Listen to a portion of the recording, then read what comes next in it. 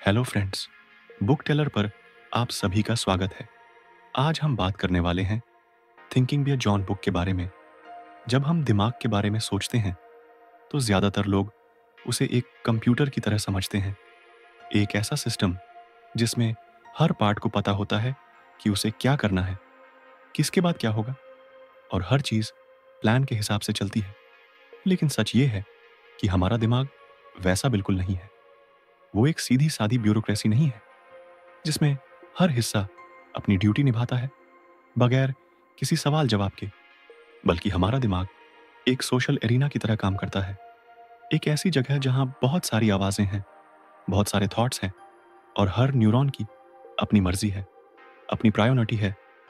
अब इमेजिन करो कि तुम्हारा दिमाग एक पार्लियामेंट की तरह है। वहां हर न्यूरॉन एक अलग एमपी है जिसके पास अपना ओपिनियन है, अपनी चाहत है, और वो चाहता है कि उसका आइडिया सबसे ऊपर आए।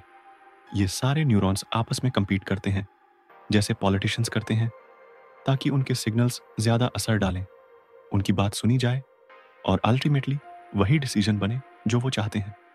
ये कंपटीशन ही क्रिएटिविटी को जन्म देता है। जब अलग अलग न्यूरॉन्स अपने यूनिक आइडियाज लाते हैं तो हमारा माइंड नए कॉम्बिनेशंस बनाता है, नई सोच पैदा करता है। चाहे वो एक नया जोक हो, कोई आर्ट का टुकड़ा हो, या फिर कोई सडन इंसाइट जो तुम्हें किसी मुश्किल प्रॉब्लम का सल्यूशन दे दे। लेकिन इस तरह का सिस्टम पूरी तरह स्मूथ नहीं होता। जब बहुत सारे न्यूरॉन्स अपनी अपनी चलाते हैं तो कभी कभी चीज़ें गड़बड़ा भी जाती हैं। मान लो कोई नेगेटिव थॉट बार बार एक्टिवेट हो रहा है तो बाकी न्यूरॉन्स के आइडियाज दब जाते हैं।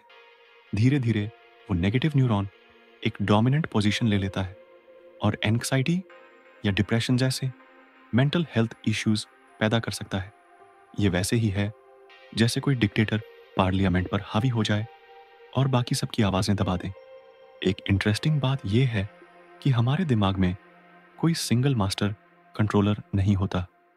कोई ऐसा बॉस नहीं है जो हर न्यूरॉन को ऑर्डर दे रहा हो, बल्कि न्यूरॉन्स छोटी छोटी ग्रुप्स या चॉलिस्यून्स बनाते हैं, एक दूसरे से जुड़ते हैं, और फिर इन्फ्लुएंस बढ़ाते हैं।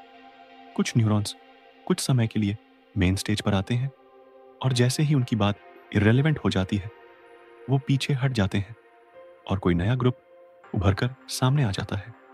ये प्रोसेसर कॉन्स्टेंटली चेंज होता रहता है। रियल टाइम में इससे ये भी पता चलता है कि दिमाग का नेचर बहुत फ्लेक्सिबल है। कोई फिक्स हायरार्की नहीं है कि कौन हमेशा सबसे ऊपर रहेगा। एक टाइम पर इमोशन वाले न्यूरॉन्स डोमिनेंट हो सकते हैं, अगले मोमेंट लॉजिक वाले न्यूरॉन्स लीड कर सकते हैं। इसी वजह से हम कंट्राडिक्टरी फीलिंग्स भी फील कर सकते हैं, जैसे किसी को प्यार करना और उसी से नाराज भी होना, क्योंकि ये अलग अलग चोवेलथियंस का रिजल्ट होता है जो अलग मोमेंट्स में एक्टिव होते हैं। अब ये सोचो कि जब तुम कोई डिसीजन लेते हो तो वो तुम्हारे दिमाग की एक वोटिंग की तरह होता है। अलग अलग न्यूरॉन्स अपने अपने इनपुट डालते हैं, कुछ कह रहे होते हैं हाँ करो, और कुछ बोलते हैं नो यार रिस्क है। फिर जो साइड ज़्यादा स्ट्रांग होती है वही फैसला लेती है। कभी कभी तुम जल्दी डिसीजन ले लेते हो क्योंकि कोई एक ग्रुप बहुत पावरफुल होता है, और कभी कभी तुम्हें कीन इन्फ्यूजन होता है क्योंकि दो या तीन स्ट्रांग चोवेल्थियंस आपस में लड़ रहे होते हैं। यही रीज़न है कि ह्यूमन डिसीजंस इतने अनप्रिडिक्टेबल और इमोशनल होते हैं। इस मॉडल से हमें यह भी समझ आता है कि लर्निंग कैसे होती है।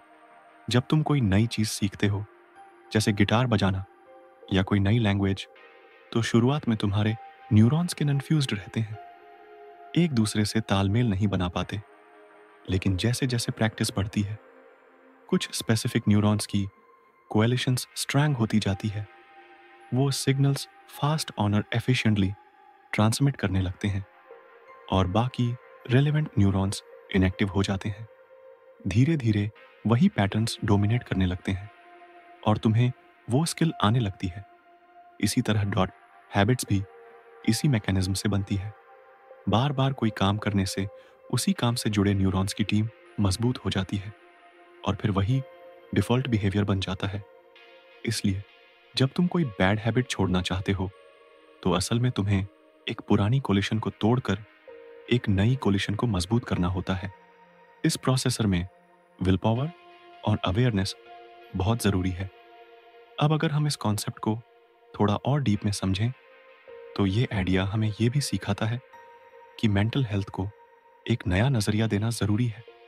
जैसे किसी सोसाइटी में अगर बहुत ज़्यादा कॉन्फ्लिक्ट होता है या कुछ लोग डिस्प्रोपोर्शंट पावर ले लेते हैं तो वहाँ इम्बैलेंस होता है, वैसे ही दिमाग में भी होता है। अगर कुछ न्यूरॉन्स डिस्प्रोपोर्शंट पावर में आ जाएं, जैसे फियर रिलेटेड न्यूरॉन्स, तो वो पूरी सोच को मैनिपुलेट कर सकते हैं। इसलिए थेरेपी, मेडिटेशन या मेडिकेशन का काम होता है उन बैलेंसेस को वापस नॉर्मल पर लाना, जिससे बाकी न्यूरॉन्स की आवाज़ें भी सुनी जा सकें। इस पॉइंट ऑफ व्यू से ब्रेन को एक अनार्ची की तरह समझना हेल्पफुल होता है। मतलब ऐसा सिस्टम जहां कोई फुल टाइम लीडर नहीं है, लेकिन सब मिलजुल कर एक डायनामिक बैलेंस बनाते हैं। और ये अनार्ची पूरी तरह क्याटिक नहीं होती, क्योंकि इसमें डेमोक्रेसी के एलिमेंट्स भी होते हैं, जहां हर न्यूरॉन की वॉइस मैटर करती है। बस फर्क ये है कि ये वोटिंग कभी क्लियर नहीं होती, कभी कभी बहुत मैसी होती है। अगर आपको हमारी फ्री समरी अच्छी लगती है तो आप हमारे चैनल को सब्सक्राइब कर सकते हैं। अब समरी पर वापस चलते हैं। अगर हम अपने थॉट्स और फीलिंग्स को इस तरह देखना शुरू करें कि वो अलग अलग एजेंट्स हैं जो अपने अपने इंटरेस्ट से काम कर रहे हैं, तो हम खुद को थोड़ा बेटर समझ सकते हैं। मान लो किसी दिन तुम्हारा मन कुछ भी करने का नहीं हो रहा है, तो शायद उस दिन जो न्यूरॉन्स एक्टिव हैं वो लेजी कोलिशन से बिलोंग कर रहे हैं। और अगर तुम उनको पुश करके दूसरे मोटिवेटेड न्यूरॉन्स को फ्रंट पर लाओ तो तुम अपनी एनर्जी चेंज कर सकते हो। ये एक तरह से सेल्फ निगोशिएशन है। इस तरह का ब्रेन मॉडल हमें अपने इमोशंस, हैबिट्स और चॉइसेस को डॉट जज करने से बचाता है, क्योंकि अब हमें पता है कि हम एक रिजिड मशीन नहीं है। हम एक फ्लूइड डेमोक्रेसी हैं, जहां कभी कभी गलत लोग पावर में आ जाते हैं, लेकिन हम उस सिस्टम को फिर से बैलेंस कर सकते हैं। इस मॉडल से कॉम्पैशन भी आता है अपने लिए और दूसरों के लिए भी, क्योंकि अब हमें समझ आता है कि हर किसी के दिमाग में भी कुछ चौवेल्टियंस डोमिनेंट हैं, कुछ कॉन्फ्लिक्ट्स चल रहे हैं, कुछ एजेंट्स लड़ रहे हैं।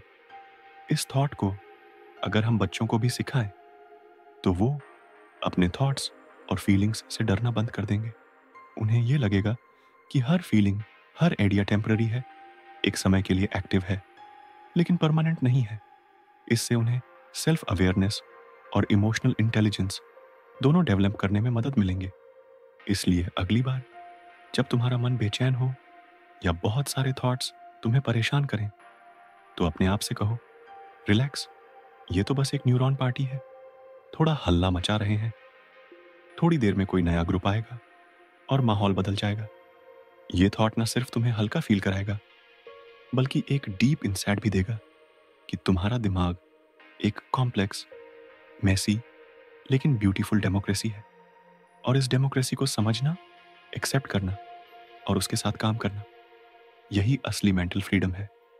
हम सबको लगता है कि हम सोच समझकर फैसले लेते हैं पूरी रैशनैलिटी के साथ, लेकिन असल में हमारा दिमाग कई बार ऐसी चलता है जो हमें पता भी नहीं चलती। हम सोचते हैं कि हम लॉजिक से चल रहे हैं, लेकिन हमारे डिसीजंस में बहुत सारी ऐसी इनविजिबल ताकतें काम करती हैं जो हमारे सोचने के तरीके को क्वाइटली इन्फ्लुएंस करती हैं। इन्हीं ताकतों को साइकोलॉजी की दुनिया में कॉग्निटिव बियासेस कहा जाता है। ये बियास हमारे दिमाग के शॉर्टकट्स होते हैं जो सोचने में टाइम ऑनर एनर्जी बचाते हैं, लेकिन कई बार गलत डायरेक्शन में भी ले जाते हैं। अब ये मत सोचो कि बायस होना कोई बुरी बात है। बायसेस हमारे एवोल्यूशन का हिस्सा है।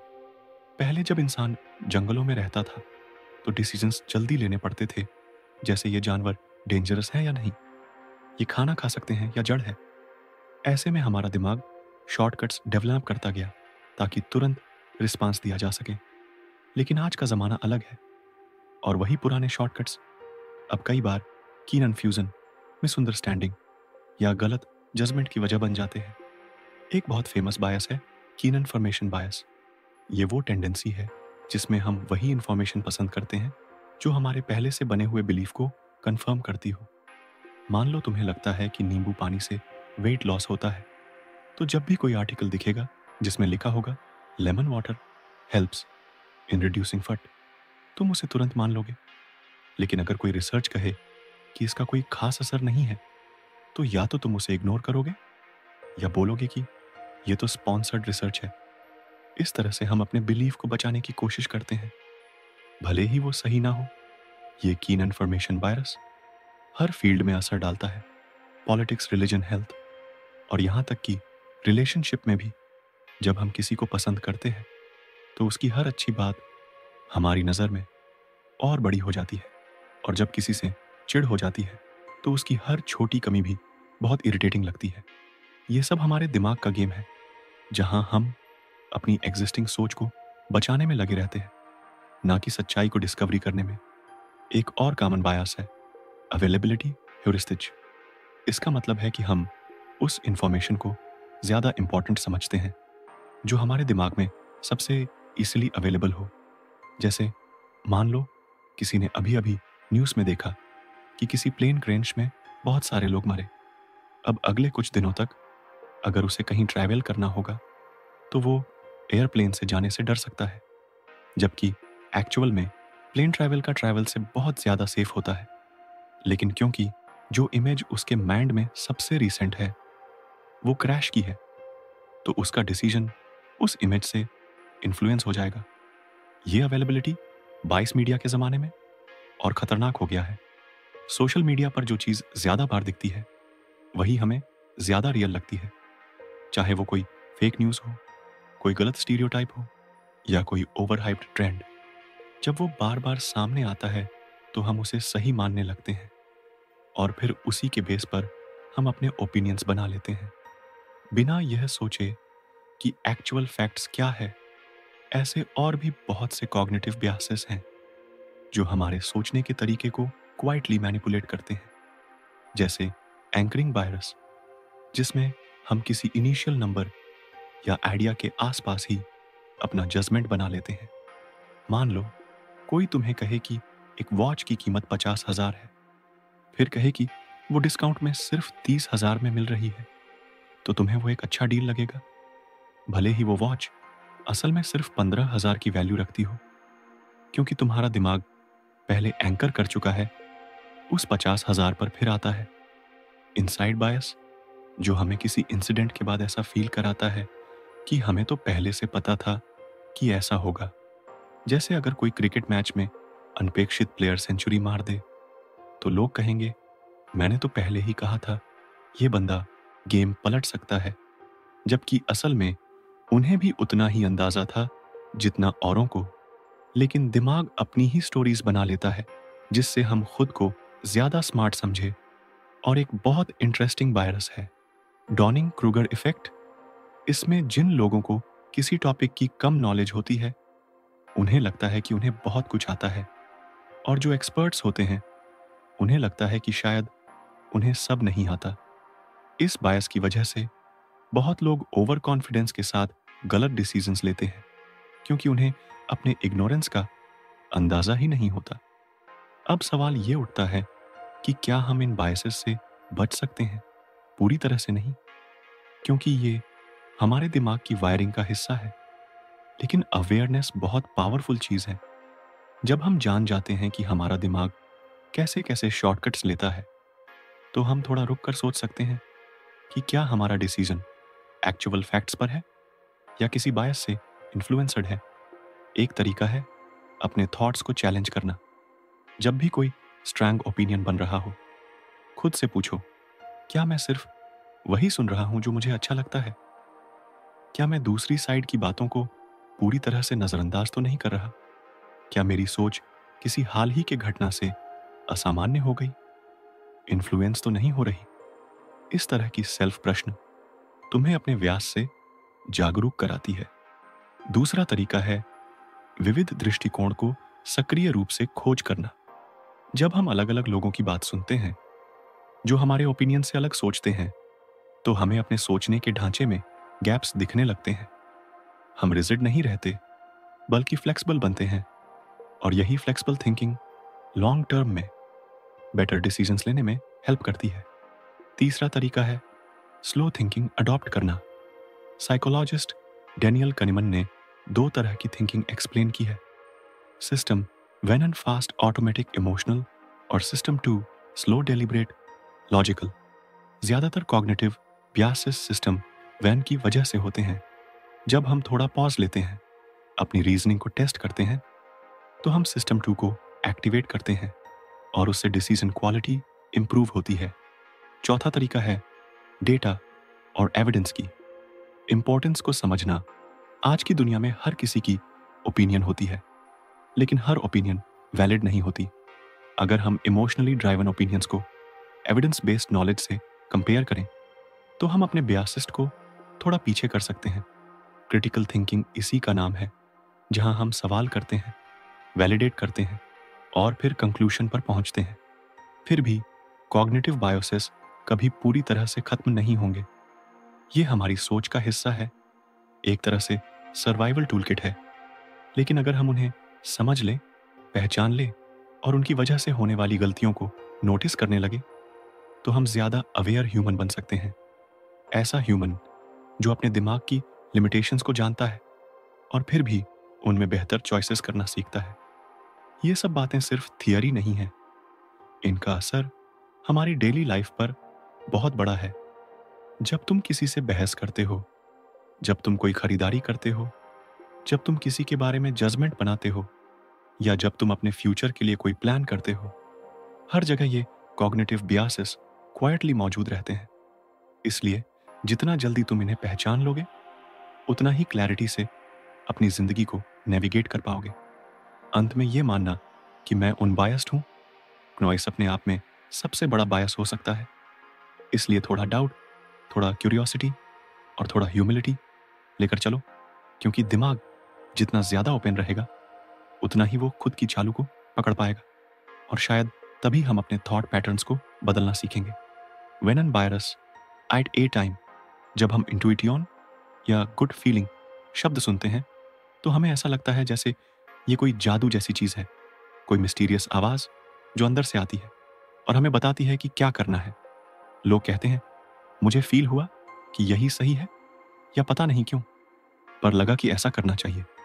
लेकिन क्या सच में इंट्यूइटियन सिर्फ एक अंदाज़ा है, या इसके पीछे कुछ लॉजिक, एक्सपीरियंस और दिमागी पैटर्न हिडन होते हैं? असल में इंट्यूइटियन कोई सुपरनैचुरल पावर नहीं है।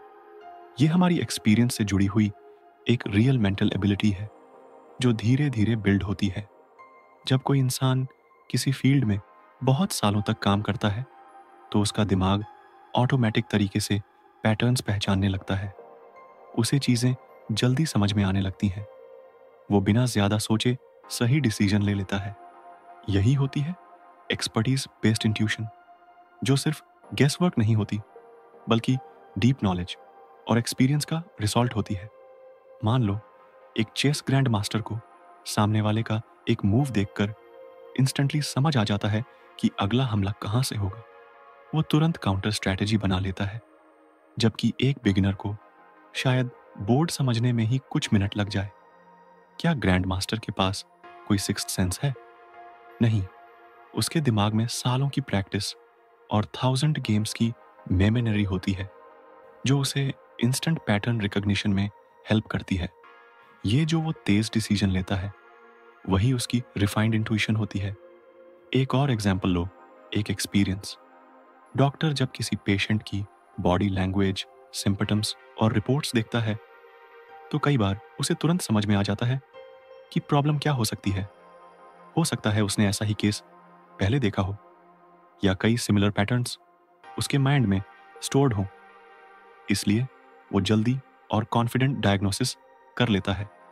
वहीं एक नया मेडिकल स्टूडेंट को हर चीज़ स्टेप बाय स्टेप चेक करनी पड़ती है। डॉक्टर्स आते हैं और उसे ज़्यादा टाइम लगता है। ये इंट्यूइटियन की जो ताकत होती है, वो रिकॉग्निशन प्रीमेड डिसीजन मेकिंग कहलाती है। इसका मतलब है कि जब कोई एक्सपर्ट किसी कॉम्प्लेक्स सिचुएशन में होता है, तो उसका दिमाग पहले से स्टोर्ड पैटर्न्स और एक्सपीरियंसेस को तेजी से स्कैन करता है। वो कंपेयर करता है, क्या मैंने पहले ऐसा कुछ देखा है, क्या इस सिचुएशन से मिलती जुलती कोई मेमोरी है? अगर हाँ, तो वो उसी बेस पर तुरंत डिसीजन ले लेता है। अब इसका मतलब ये नहीं कि इंट्यूशन हमेशा 100% सही होती है, लेकिन जब ये एक्सपर्टाइज से आई होती है तब इसकी एक्यूरेसी काफ़ी है होती है। ये तब ज़्यादा इफेक्टिव होती है जब एनवायरनमेंट कॉम्प्लेक्स हो और हर चीज़ को लॉजिकली एनालाइज करने का टाइम ना हो। जैसे इमरजेंसी सिचुएशंस में फायर फाइटर्स, पायलट्स, सर्जन्स, इन सबको कई बार अपनी इंस्टिंक्ट पर ट्रस्ट करना पड़ता है, पर उनकी इंस्टिंक्ट सालों की ट्रेनिंग और अनुभव से शार्पन होती है, ना कि सिर्फ गुड फीलिंग्स से। बहुत बार लोग सोचते हैं कि इंट्यूशन और लॉजिक अलग अलग चीज़ें हैं, लेकिन सच्चाई ये है कि दोनों एक दूसरे को कॉम्प्लीमेंट करते हैं। जब हमारे पास टाइम और डेटा होता है तो हम डिलिबरेट डॉट स्लो थिंकिंग कर सकते हैं, जिसे एनालिटिकल डिसीजन मेकिंग कहते हैं। लेकिन जब एनवायरनमेंट फास्ट बेस्ड हो, प्रेशर में हो और इमीडिएट एक्शन चाहिए, तब इंट्यूशंस हमारी सबसे बड़ी अलाई बन जाती है। इसका एक रियल लाइफ एग्जाम्पल है नेवी में यूज होने वाला नेचुरलिस्टिक डिसीजन मेकिंग मॉडल। वहां देखा गया कि जब एक्सपीरियंस्ड ऑफिसर्स किसी टैक्टिकल सिचुएशन में होते हैं तो वो लंबे चौड़े एनालिसिस में नहीं जाते, वो अपने पास्ट अनुभव के बेसिस पर फास्ट डिसीजंस लेते हैं और ये डिसीजंस यूजुअली बहुत एक्यूरेट होते हैं। लेकिन जब यही चीज़ एक रूकी ऑफिसर करता है तो उससे गलतियां होने के चांसेस ज़्यादा होते हैं, क्योंकि उसके पास अभी वो पैटर्न रिकॉग्निशन की कैपेसिटी नहीं डेवलप हुई होती। अब सवाल आता है, क्या हम अपनी इंट्यूशन को बेटर बना सकते हैं? क्या कोई तरीका है जिससे हम भी ऐसे फास्ट और सही डिसीजंस ले सकें? जवाब है हाँ, इसका की है डेलिब्रेट प्रैक्टिस ऑनर कंटिन्यूअस लर्निंग। जब हम किसी फील्ड में बार बार इमर्सेड होते हैं, एक्टिवली लर्न करते हैं, मिस्टेक्स से फीडबैक लेते हैं और अपने पैटर्न रिकॉग्निशन स्किल्स को शर्पेन करते हैं, तब हमारा दिमाग धीरे धीरे इंट्यूटिव बनता है। बहुत सारे एथलीट्स, आर्टिस्ट, एंटरप्रेन्योर और प्रोफेशनल्स इस तरीके से इंट्यूटिव बनते हैं। जैसे एक स्किल्ड क्रिकेट को बॉल रिलीज होते ही अंदाजा हो जाता है कि वो स्विंग करेगी या बाउंस, क्योंकि उसका सबकॉन्शियस माइंड ऑलरेडी हजारों डिलीवरीज ऑब्जर्व कर चुका होता है। डिजाइनर को इंस्टेंटली पता चल जाता है कि किसी विजुअल में इम्बैलेंस है, क्योंकि उसकी आंखें और दिमाग काउंटलेस डिजाइन्स ऑब्जॉर्व कर चुके होते हैं।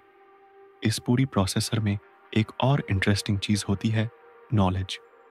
ये वो नॉलेज होती है जो वर्ड्स में एक्सप्लेन नहीं की जा सकती, लेकिन जो इंसान के अंदर डीपली एम्बेडेड होती है।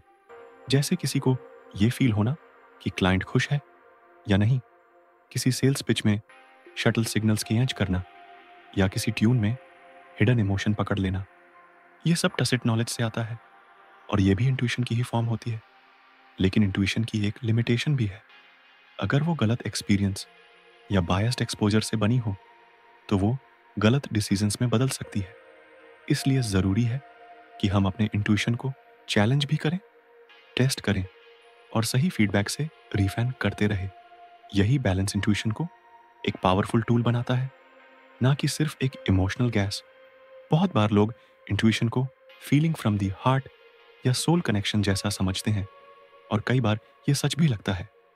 लेकिन न्यूरो साइंस और साइकोलॉजी बताती हैं कि इंट्यूशन असल में दिमाग का सुपर फास्ट प्रोसेसिंग सिस्टम है, जो बिना ज़्यादा एफर्ट के और हिडन क्यूज और पास्ट एक्सपीरियंसेस को स्कैन करके रिजल्ट देता है। मतलब इंट्यूशन कोई हेरी फेरी मैजिक नहीं है, बल्कि एक डीपली ग्राउंडेड स्किल है जो हम डेवलप कर सकते हैं। एक इंटरेस्टिंग बात यह भी है कि इंट्यूशन क्रिएटिव फील्ड्स में भी बहुत काम आती है। एक राइटर जब कोई कहानी लिखता है और उसे फील होता है कि ये प्लॉट ट्विस्ट ज़्यादा नेचुरल लगेगा, या एक म्यूजिशियन को लगता है कि इस जगह पर पॉज सही बैठेगा, तो ये सब इंट्यूशन का ही कमाल है। वो उनके इनर पैटर्न लाइब्रेरी का रिजल्ट होता है जो सालों के प्रैक्टिस से बिल्ड हुआ है। आज की फास्ट चेंजिंग दुनिया में, जहां हर समय क्विक रिस्पॉन्सेस की डिमांड है, वहां सिर्फ लॉजिक से काम नहीं चलता। हमें ऐसे स्मार्ट डिसीजंस लेने होते हैं जहां टाइम कम हो, स्टेक्स ज़्यादा हो और अनसर्टेनिटी बनी हो। ऐसे में इंट्यूइटियन वो साइलेंट पार्टनर बन जाता है जो हमें कॉन्फिडेंट और इफेक्टिव बनाता है। लेकिन हाँ, इसके लिए ज़रूरी है कि हम ओवर कॉन्फिडेंस से बचें।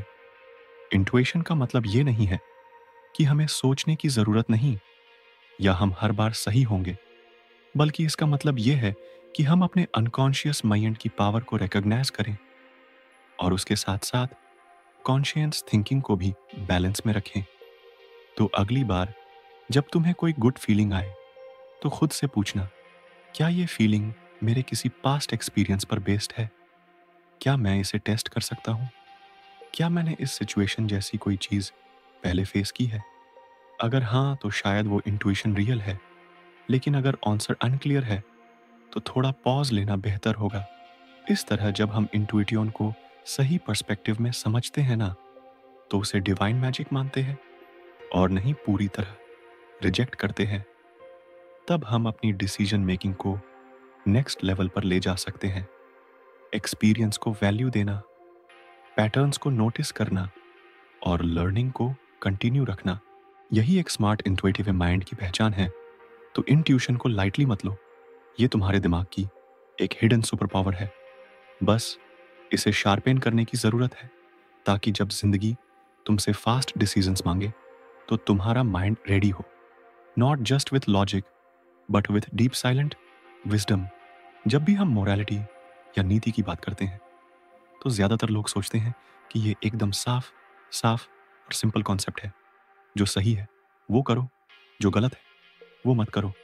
लेकिन अगर थोड़ा गौर किया जाए तो हमें पता चलता है कि मोरालिटी इतना सीधा और एक जैसा नहीं होता।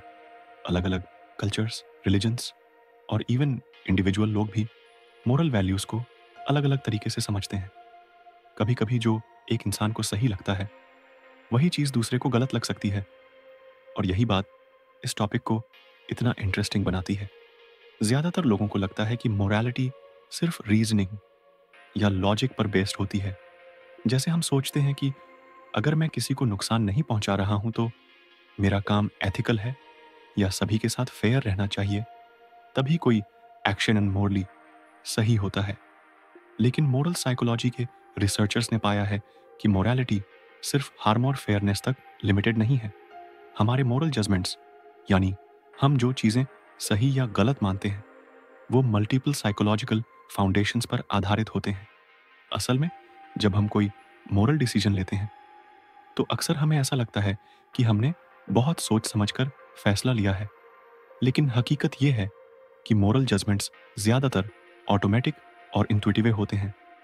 हम पहले किसी चीज़ को इंस्टिंक्टिवली सही या गलत मान लेते हैं और बाद में उसके जस्टिफिकेशन के लिए रीज़न ढूंढते हैं। जैसे किसी अनफेमिलियर कल्चर की कोई परंपरा देखकर हमें तुरंत ये गलत है या ये अजीब है जैसा महसूस होता है, वो फीलिंग पहले आती है, रीजनिंग बाद में। यही हमारी मोरल इंट्यूशन है।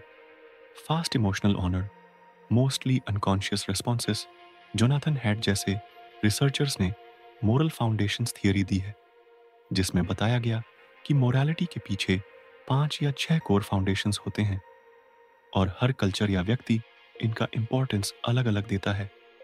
सबसे पहले आता है केयर हार्म, यानी दूसरों को नुकसान से बचाना, उनकी वेलबींग का ध्यान रखना। ये फाउंडेशन ज़्यादातर लोगों के लिए यूनिवर्सल है। हम नेचुरली बच्चों, बुजुर्गों या किसी सफरिंग इंसान के लिए एम्पैथी फील करते हैं। जब कोई किसी को हर्ट करता है तो हमें इंस्टेंटली गुस्सा आता है। ये रिएक्शन इसी फाउंडेशन से जुड़ी होती है। दूसरा फाउंडेशन है फेयरनेस चीटिंग, यानी बराबरी, न्याय और धोखा न देना। हम सब चाहते हैं कि सभी को उनके काम के अनुसार सम्मान और इनाम मिले। कोई किसी को एक्सप्लॉइट करे, ये हमें गलत लगता है। बहुत सारे मोरल आर्ग्यूमेंट्स जैसे करप्शन गलत है या किसी को उसके राइट से वंचित करना अनएथिकल है, ये इसी फेयरनेस प्रिंसिपल पर बेस्ड होते हैं। अब तीसरे फाउंडेशन की बात करें तो आता है लॉयल्टी बेतरयाल, यानी अपने ग्रुप, परिवार या देश के प्रति वफादारी रखना।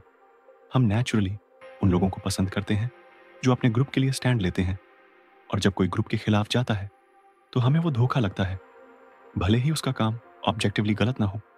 यही वजह है कि कुछ कल्चर्स में फैमिली ऑनर इतना बड़ा मोरल वैल्यू होता है, या पॉलिटिकल डिबेट्स में लोग अपने पार्टी की साइड लेते हैं, चाहे लॉजिक कुछ भी कहे। चौथा फाउंडेशन है अथॉरिटी क्नोसिस वर्शन, यानी हायरार्की, रिस्पेक्ट फॉर एल्डर्स या इंस्टीट्यूशंस को मानना। बहुत कल्चर्स में बड़ों की बात मानना, टीचर या रिलीजियस लीडर को फॉलो करना या सरकार का सम्मान करना मोरल ड्यूटी मानी जाती है। वहीं कुछ इंडिविजुअल इस फाउंडेशन को कम वैल्यू देते हैं और ज़्यादा इक्वलिटी, ऑनर क्वेश्चनिंग को पसंद करते हैं। पांचवा फाउंडेशन है संकटिटी डिग्रेडेशन, यानी कुछ चीज़ों को सेक्रेड मानना और दूसरों को अपवित्र या गंदा, जैसे किसी रिलीजन में गोमूत्र को पवित्र मानना या किसी जगह पर शूज पहनना गलत माना जाना। ये फाउंडेशन शरीर, भोजन, सेक्सुअलिटी या धार्मिक सिंबल्स से जुड़ा होता है। कुछ लोग इसे बहुत स्ट्रांग मोरल वैल्यू मानते हैं, तो कुछ इसे पर्सनल प्रेफरेंस मानते हैं। छठा फाउंडेशन जिसे बाद में जोड़ा गया वो है लिबर्टी ऑपरेशन, यानी फ्रीडम की इच्छा और कंट्रोल या दबाव के खिलाफ खड़े होना। ये फाउंडेशन उन लोगों में स्ट्रांग होता है जो इंडिविजुअल राइट्स को इंपॉर्टेंस देते हैं, जैसे फ्रीडम ऑफ स्पीच, चॉइस ऑनर एक्सप्रेशन। अब इन सब फाउंडेशंस का मतलब ये नहीं कि हर इंसान या हर कल्चर इन सभी को इक्वली वैल्यू देता है। जैसे वेस्टर्न लिबरल सोसाइटी में केयर और फेयरनेस को सबसे ज़्यादा इंपॉर्टेंस दी जाती है, जबकि लॉयल्टी, अथॉरिटी और संकटिति को थोड़ा कम। वहीं कंजर्वेटिव या ट्रेडिशनल सोसाइटी में लॉयल्टी, अथॉरिटी और संकटिति को भी उतना ही इंपॉर्टेंट माना जाता है जितना केयर और फेयरनेस को। यही रीज़न है कि कई बार पॉलिटिकल या कल्चरल कॉन्फ्लिक्ट्स सिर्फ लॉजिक की लड़ाई नहीं होती, बल्कि डिफरेंट मोरल प्रायोरिटीज़ की टक्कर होती है। मान लो एक डिबेट हो अबॉर्शन के ऊपर, एक साइड कहेगा कि महिला की चॉइस, ऑनर, वेलबिंग सबसे ज़रूरी है, यानी केयर, ऑनर, लिबर्टी का। अगर दूसरा साइड कहेगा कि ये लाइफ की संकटति का सवाल है, यानी संकटति और अथॉरिटी का। अगर दोनों अपने मोरल फाउंडेशन से सही हैं, लेकिन उनका एम्फासिस अलग है, और जब हम ये नहीं समझते कि सामने वाला अलग फाउंडेशन से सोच रहा है, तो हमें लगता है कि वो तो गलत है या वो समझ ही नहीं रहा। इसी तरह ग्रुप लॉयल्टी भी बहुत पावरफुल होती है। जब कोई इंसान अपने रिलीजन, कास्ट या कंट्री के नाम पर कोई एक्ट करता है, तो आउटसाइडर को वो उनएथिकल लग सकता है, और इनसाइडर को वो प्राउड एक्शनन लग सकता है। यही चीज़ हमें सिखाती है कि मोरालिटी ऑब्जेक्टिव नहीं होती, ये डीपली सब्जेक्टिव और कल्चरली शेप्ड होती है।